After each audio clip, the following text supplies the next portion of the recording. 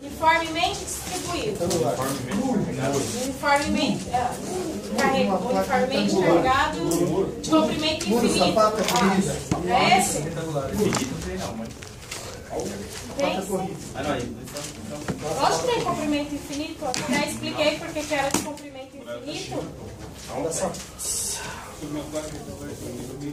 Sapata corrida. Sapata corrida. Um muro, certo? Vamos pensar assim. Foi isso mesmo. Ele tem essa característica de comprimento infinito porque a relação entre as duas dimensões é muito desproporcional e ele tem essa mesma carga que se distribui por um longo trecho, certo?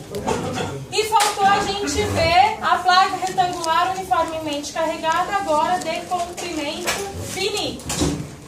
Em termos práticos, uma sapata, um radier, que são tipos de fundações rasas, em que se apoiam, por exemplo, torres, prédios. Um prédio, um edifício comercial, um edifício residencial, que tem grandes cargas e grandes comprimentos.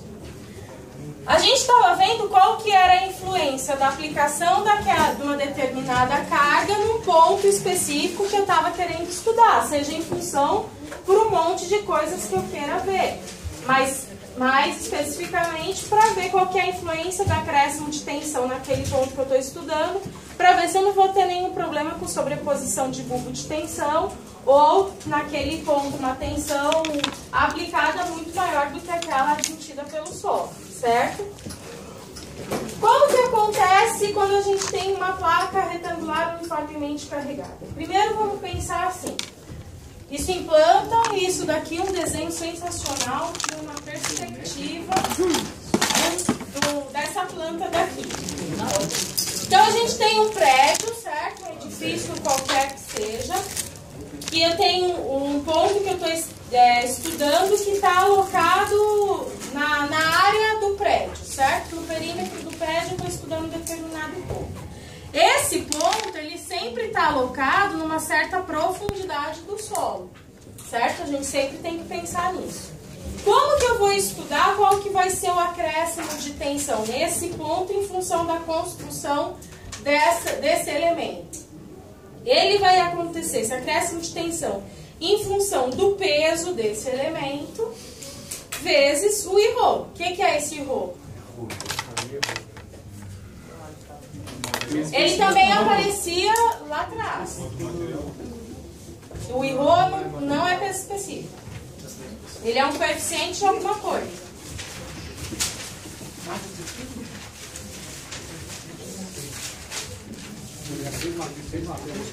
Ivo, peraí, deixa eu achar o Ivo. Deixo, tô tranquilo. Chegando perto. Tem umas pinturas ainda. Não tá tão lá atrás não, viu gente? Ele tá tipo na aula passada mesmo. Na aula passada. Então são umas 10 coisas.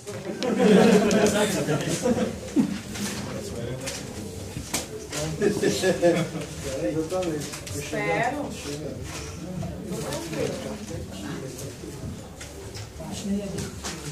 Ano passado. Não? Ah, foi feito errado pra quem não veio. Na aula passada. É um ângulo? Tá lá na placa circular uniformemente carregada.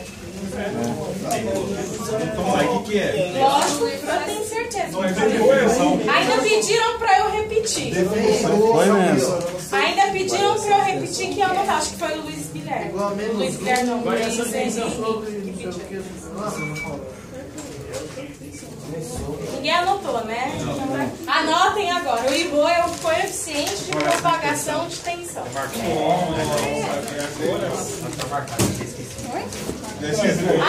Viu como que eu falei? Falou. Desculpa. Tá desculpado. Dessa vez tá desculpado. Vou anotar aqui.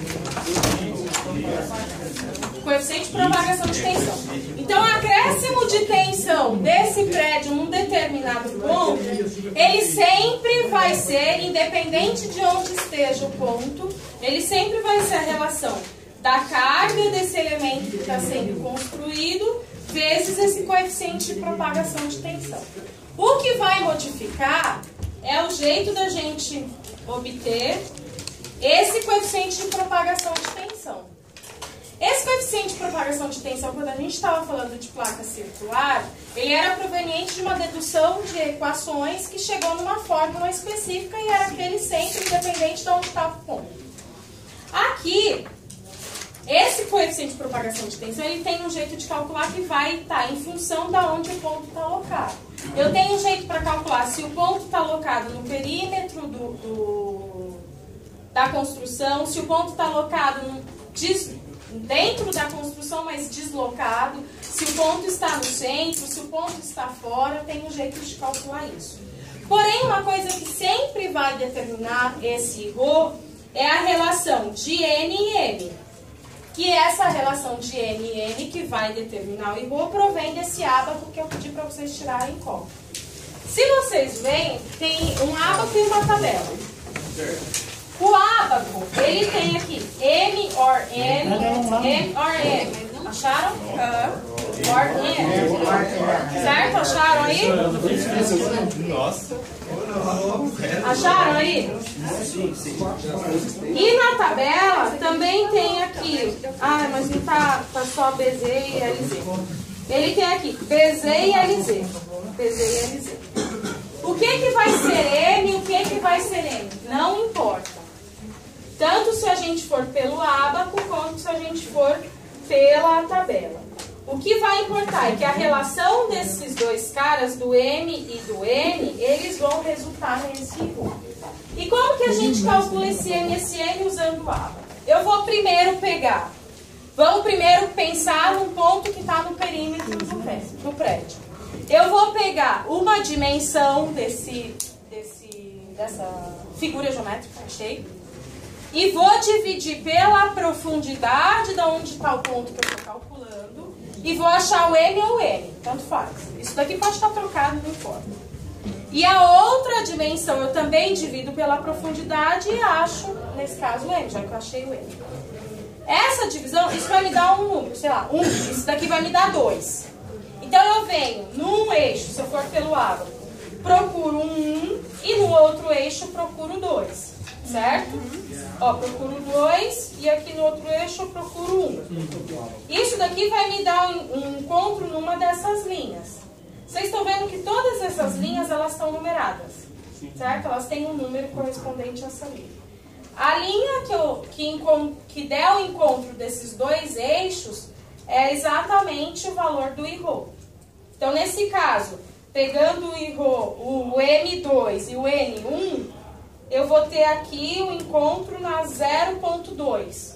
Se eu fizer a extrapolação aqui, dá na 0,2. Então, o meu ρ, nesse caso, seria o 0,2. Que vai ser o coeficiente de propagação de tensão que eu vou utilizar nessa fórmula daqui.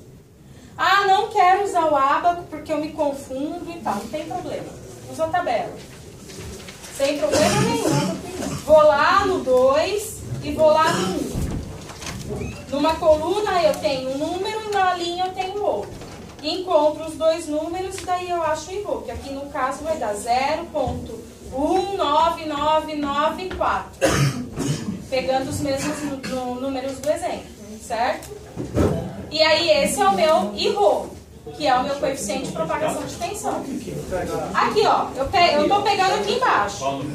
1 e 2. Que são os números que eu achei aqui, de M e N, certo? 1 e 2. Eu peguei a linha 1, coluna 2. 19994. Esse é meu ρ. Que é o ρ que deu bem perto do que eu achei aqui do ábaco, que é 0,2. Que é o ρ referente ao coeficiente de propagação de tensão que eu vou aplicar nessa diferença de tensão. Esse daqui é o jeito de calcular o ρ, que é pelo esse ábaco de Newmark, ele vai ser igual para todos os ρs que a gente vai calcular ali, tá? Sempre vai ser igual para todo o resto. O que vai mudar é a interpretação da influência desse ponto daqui onde ele está alocado. É sempre isso que eu vou ter que saber identificar, certo? Então, como que vai ser se eu tiver um ponto... Tem alguma dúvida aí? Não, porque o que eu sei, qual linha tanto faz. Tanto faz. Como é um ábaco, tanto faz. Certo? E é uma tabela que a variação De água, tanto faz. Aí como... tanto faz. Então, se eu tiver um ponto que está alocado dentro da construção, mas ele não estiver centralizado, o que eu tenho que fazer? Eu tenho que ver qual que é o impacto. Vamos pensar assim. Quando a gente fala de bulbo de tensões, é que eu desenho na mão. Vamos lá. Eu estou pensando numa carga distribuída dessa maneira, certo? Sei lá, vocês estão enxergando aí? Não. Então sim. Se eu estou pensando nesse cara aqui, vocês concordam que se eu considerar um ponto aqui, a influência da aplicação da carga nesse ponto é diferente? Sim. Do que se eu estiver pensando num ponto que está aqui fora?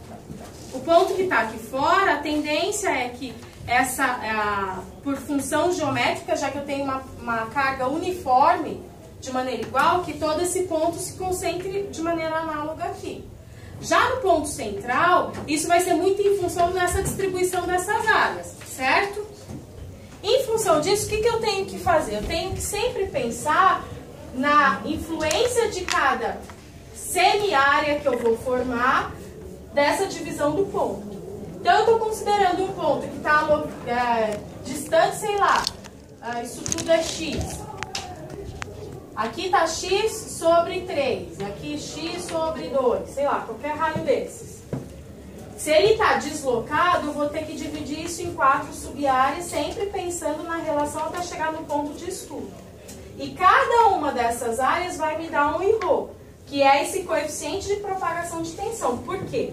Porque o coeficiente de propagação de tensão dessa área é diferente do coeficiente de propagação de tensão dessa área. Certo? Porque a maneira que essa área vai influenciar nesse ponto é diferente da maneira que essa área vai influenciar.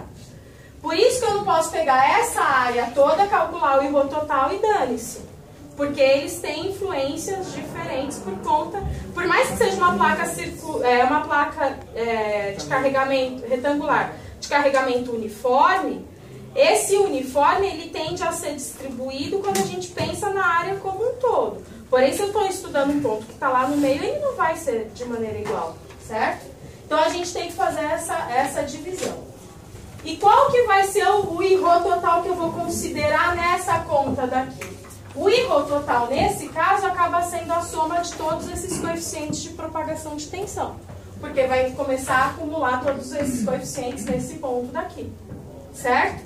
E o jeito de eu calcular esses IROs intermediários é sempre pensando em figura geométrica. Então, para eu calcular esse IRO1 aqui, é sempre pensando na influência dessa figura geométrica daqui. De tal maneira que o meu N seja essa distância daqui, esse segmento de linha, e o meu outro eixo, o meu outro número seja essa outra segmento de linha, que é a distância linear desse trecho daqui.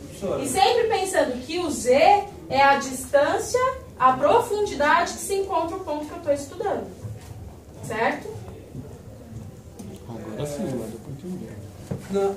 Na vida real, o que seria esse ponto que a gente faria o estudo? É alguma coisa que está lá ou não? É o ponto no espaço? É um ponto que eu quero estudar qual que é a influência de tensão nele. Isso pode ser assim...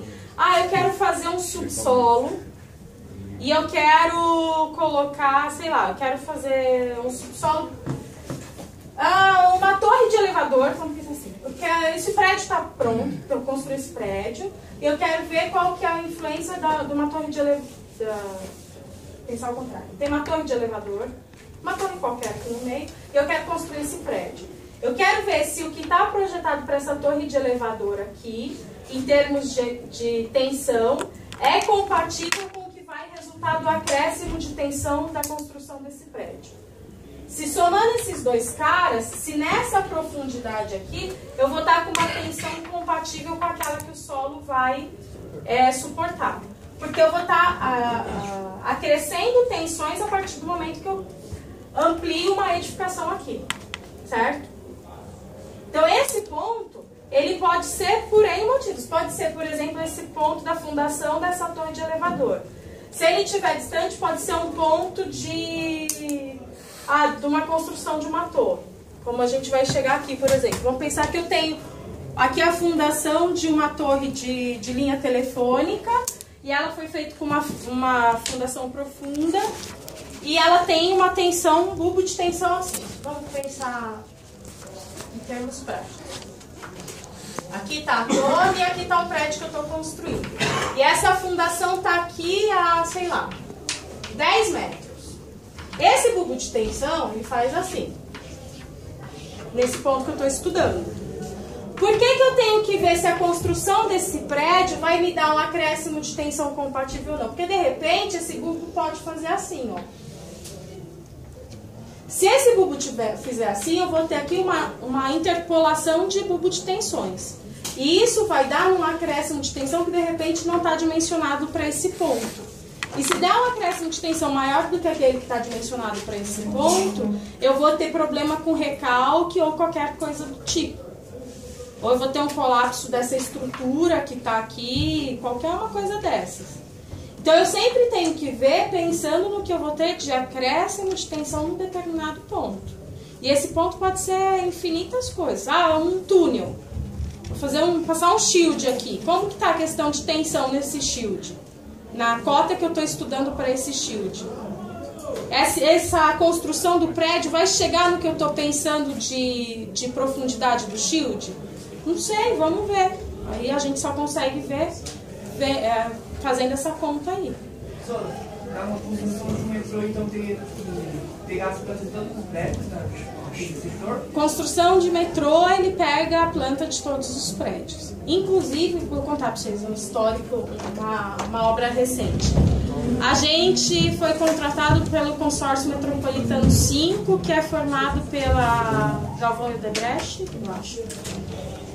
Que eles estão fazendo a linha Lilás do metrô. Sabe que vizinhança tem uma casa do lado da outra? Como que funciona o bulbo de tensões? Do mesmo jeito. Uma vai estar pegando a outra? Por isso que você tem que, se for cargas grandes, você sempre tem que fazer projeto de fundação direitinho para poder dimensionar as tensões de maneira compatível. A estrutura, o elemento, para você ter um elemento compatível com aquilo que você vai ter de carga. Estudo de vizinhança, né, professor? Ele não fazia... Estudo de vizinhança. Deixa eu contar do caso do metrô. Aí a gente foi contratado para fazer essa obra lá do metrô e a gente fez serviço de tirante, rebaixamento, fez um pouquinho de jet grout e fez acho que um pouquinho de parede diafragma. E lá no meio do caminho, a gente estava trabalhando lá na obra, o consórcio chegou pra gente e falou assim, ó, a gente precisa de que faça um serviço, mas nunca ninguém fez. Nunca ninguém fez o serviço no Brasil. Por quê? Tem um prédio, prédio ainda tem. Tem um prédio que ele estava com subsolo, tem 4 subsolos, e esses subsolos todos tinham 4 linhas de tirante. E o túnel do metrô estava projetado para passar justamente aqui, ó. Aí eu já rabiscando a lousa, vou usar já. Estava projetado para passar justamente aqui. E aí o shield começou a passar, quando chegou nesse trecho aqui desses tirantes, ele enroscou. Por quê? O tirante, ele é um elemento que ele é armado, é aço, e ele tem injeção de calda de cimento concentrada nesse trecho daqui. Esse trecho também tem calda de cimento, mas é um pouquinho mais leve. E você bota a carga, você protende esse elemento. Então ele estava, esses tirantes estavam acho que para 80 toneladas, acho que uma linha de 80, aqui de 100, alguma coisa assim. E era tão resistente esse material que o shield não conseguiu perfurar e estava atrapalhando a continuidade da perfuração do túnel. E precisava fazer o processo de extração desse tirante, para depois o shield continuar passando direitinho.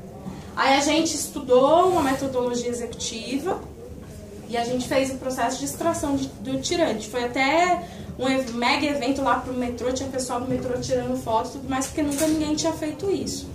Então, se no metrô pode acontecer isso, pode. Porque que acontece? Além de eu ter essa interferência aqui, eu ainda tenho toda essa tensão que estava sendo distribuída por esses tirantes aqui no solo. Então, se isso não está projetado direito, na hora que os caras foram fazer o concreto projetado daqui, foram projetar toda essa contenção intermediária, eles tiveram que considerar tudo isso. A única coisa que eles achavam que o tatuzão ia perfurar e não perfurou. Mas e o prédio ficou bem depois disso? Sim, porque fez a desprotensão do tirante, aí fez uma contenção, porque esses tirantes eles tinham caráter provisório. Então eles não estavam projetados para ficar lá para sempre. Mas não era aquela hora de desprotender. A única coisa que fez foi antecipar. Então anteciparam a desprotensão do tirante, fizeram a contenção definitiva, com travamento das lajes, desses subsolos e tudo mais, e daí tirou o elemento. Certo? Mas nessa sessão do prédio tinha tirante também dos tiros? Ou não, era só com bota com concreto? Só com bota com concreto projetado. Isso funciona aqui em escola de laje? Tem esperando esses tirantes? Funciona como... Depende de cada função. Tirantes vocês devem ver no 8º semestre. Bom, se fosse eu que ia dar a disciplina, vocês iam ver tirante no 8º semestre. Espero que o professor dê. Mas ele é sempre Se ele não der, vocês cobrem. Ele é sempre provisório, os tirantes. Não, você tem tirante definitivo também. Aquela cor do telefone seria a carga pontual dele?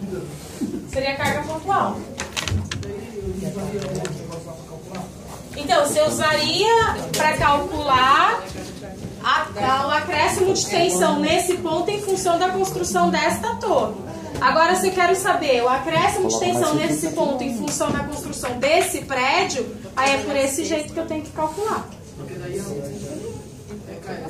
considera a base dele. Isso, essa base daqui. O apoio. Sempre a relação do apoio para com o solo. Certo? Deixa eu fazer uma pergunta. A gente está falando de carga distribuída, que no caso seria uma sapata. Aí, correto? A estaca, no caso, seria para pegar esse ponto e jogar ele mais para baixo? Essa carga distribuída ou não? Não tem nada a ver. É para você aumentar a... Porque o que acontece? A gente vai ver que daqui para baixo, a gente tem uma variação de tensão, de capacidade de carga desse solo muito variável. E a gente consegue determinar isso em função do NSPT, que é proveniente da sondagem. Isso é matéria que você vai escrever. Algumas vezes a gente descobre que a tensão que vai ser aplicada nessa construção, se ela parar aqui, por exemplo, a tensão admissível desse solo não é compatível. Então a gente tem que pegar isso daqui e distribuir para uma camada mais resistente. A maneira de distribuir é você fazer a fundação mais profunda. Porque você vai fazer a estaca. Seria uma carga pontual, no caso. Depois você pega uma carga pontual, estaca. A consideração de a distribuição de tensão, sim. A distribuição de tensão, sim. Se você pensar em estaca. Agora, se essa fundação for sapata, porque esse solo daqui é resistente o suficiente, aí o jeito de calcular é assim. Já vi de dois jeitos. A gente fazer só sapata, não precisar de estaca. Você vai descobrir que tem mais jeito ainda. Além de sapata e de estaca. Semestre que vem. Porque ali, no caso, o ponto de tensão não ficaria assim, né? Ficaria assim a primeira camada e lá embaixo teria outra que teria estaca. Se aqui for estaca, você vai ter essa pontual e mais essa pontual a partir do ponto que está distribuído. É que quando você pega o elemento de estaca, esse não é um elemento externo, né? Ele é interno e o jeito dele influenciar aqui é diferente. Porque você tem uma relação de atrito lateral aqui. Que é a matéria do semestre que vem. Calma, relaxa, a gente chega lá. Então, continuando. Esse jeito, pensando no ponto no meio do prédio, está tranquilo, certo? O I-Rho vai ser a resultante da somatória das três áreas. Se eu tenho esse ponto exatamente no centro do prédio, vamos pensar dessa vez aqui como prédio, para ficar mais fácil. Se eu tenho esse ponto aqui no centro do prédio, vocês concordam que as quatro figuras geométricas são iguais? Então eu calculo um I-Rho só, e o meu I-Rho total vai ser a soma dos quatro I-Rho, a única diferença é que eu multiplico por 4 ao invés de ficar somando, certo? Agora, se eu tenho um ponto afastado do prédio, porém alinhado à construção. Vamos pensar assim, que eu tenho um prédio e aqui eu vou construir uma... Estou pensando ainda em projetar uma caixa d'água. Eu quero ver qual que é a influência aqui da torre da caixa d'água, que está alinhada no prédio, que está nesse ponto. Então, como que a gente faz isso? A gente sempre tem que pensar no reflexo da carga no ponto. Teoricamente, eu teria que pensar nesse quadradão aqui, não é? Porque não é esse quadradão que vai fazer a carga chegar aqui? Porém, se eu faço todo esse quadradão, vocês concordam que eu começo a considerar uma área que ela não tem nenhuma aplicação de carga nesse rolo? Mas, de qualquer maneira, eu tenho que fazer a relação de tudo isso daqui até chegar ao ponto que eu estou estudando. Então, o que eu faço? Eu calculo, eu divido em duas figuras geométricas, de tal maneira que eu tenha o quadradão como o meu IRO total, meu IRO maior, e essa área que não tem nenhuma aplicação de carga, eu também calculo a diferença que meu IRO total, eu vou desconsiderar esse coeficiente de acréscimo de tensão dessa área. Porque esse coeficiente de acréscimo de tensão, ele não existe, porque eu não vou ter nenhum acréscimo de tensão em função dessa área, porque essa área não está carregada. Eu só tenho que considerar a área que está carregada. Então, para resultar no coeficiente de propagação de tensão da área que efetivamente tem o carregamento, eu tenho que desconsiderar esse cara daqui, certo? Então, eu calculo a figura geométrica macro e subtraio aquela que não tem carregamento, certo?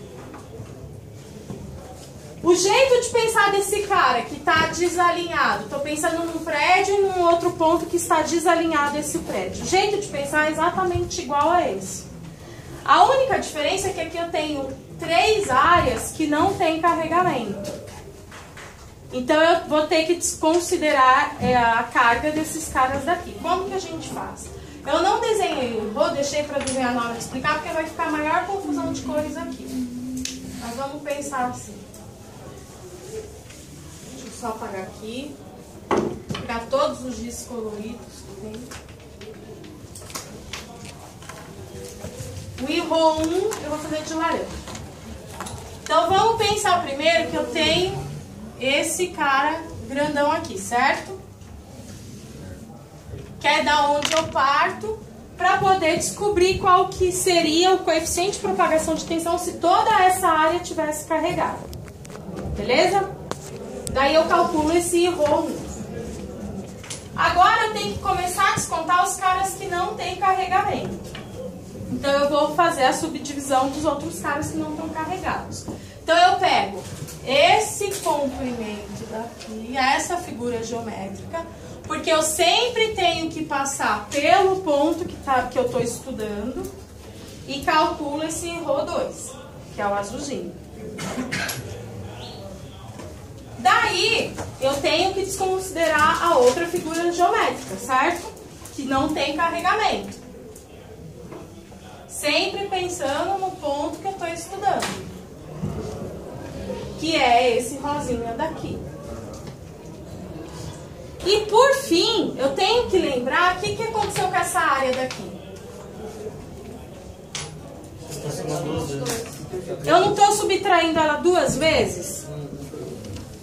Eu não posso subtrair ela 2 vezes, porque senão eu vou estar minorando muito o meu coeficiente de propagação de tensão. Então eu tenho que lembrar de também calcular. Ixi, verde não. Amarelo também não. Branco. Então eu tenho que lembrar também de ver qual que é a influência dessa figura geométrica, porque depois eu vou pegar essa figura maior, o laranja, vou descontar essas 2 figuras intermediárias e vou somar uma vez essa área daqui que eu tirei 2 vezes.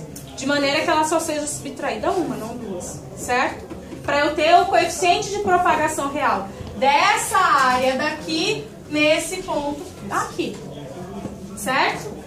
E o jeito de eu calcular o IRO é igual para todos. A relação do segmento de linha sobre a distância, a profundidade do ponto que eu estou estudando. Tranquilo? Posso voltar naquele Agora deu pra entender. terceiro exemplo? Qual que é o Terceiro aqui. Nesse? Isso. Pode. Porque o seu IRO 1, ele é essa área maior. E o Esse IRO 2 quadrador. é a quadradona? É o laranja. É, porque sempre você pensa no ponto. Não, agora Sempre pensando no ponto, a relação com o ponto. faz sentido. Certo? Então o intuito no exemplo 4 seria subtrair a área de cima e essa lateral? É tirar as áreas que não tem carregamento. Essas duas áreas não têm carregamento. Então eu tenho que tirar a influência dessas áreas que não têm carregamento sobre o ponto. Mas como eu vou saber assim eu não consigo identificar as áreas que não têm carregamento dentro do... Esse daqui é o meu prédio, é a área de construção do meu prédio. E aqui é o ponto que eu estou estudando. Ah, entendi. E essas figuras geométricas eu que formo na minha imaginação. Entendi, é um sistema linear. Exatamente. Se eu tivesse um outro prédio ao lado desse ali espelhado para lá, essa conta seria simples também ou tem algum outro sistema para cá? Do mesmo jeito. Aí, Mesmo pegar as jeito. distâncias desse prédio até ponto A. Mesmo jeitinho. É a única coisa que eu ia rebater isso pra cá. Certo? Vamos ver isso em termos práticos, como é que fica? Vamos lá.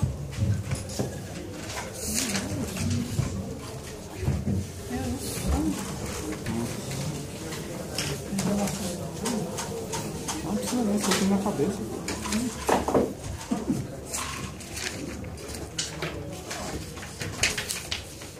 Ela vai escrever de novo.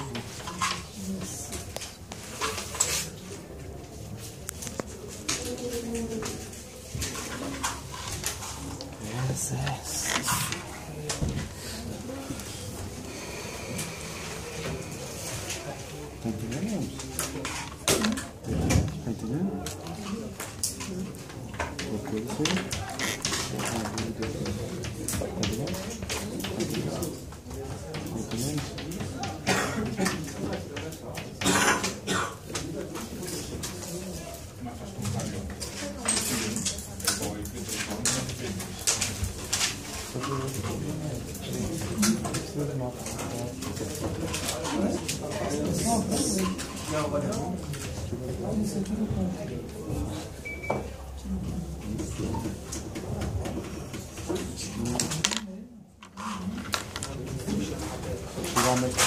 Professor, você está na prática? Oi? Da meia hora. Eu tenho invadido a meia hora. Isso é mais interessante do que Rodrigo. Isso é mais interessante que elétrica. Você está respondendo antes de eu responder. Não, você não vai dar mais. Você já está pensando em fazer o exercício e já está respondendo. Deixa pra amanhã. Deixa pra próxima. Ah, Diogo, vou pegar Mais uma. Certo, tá vivo. Ele está com uma barba do Diogo. O motor é mais econômico. você cresce.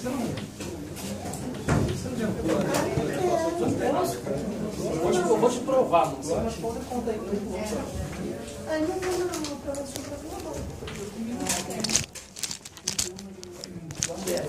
Você tem uma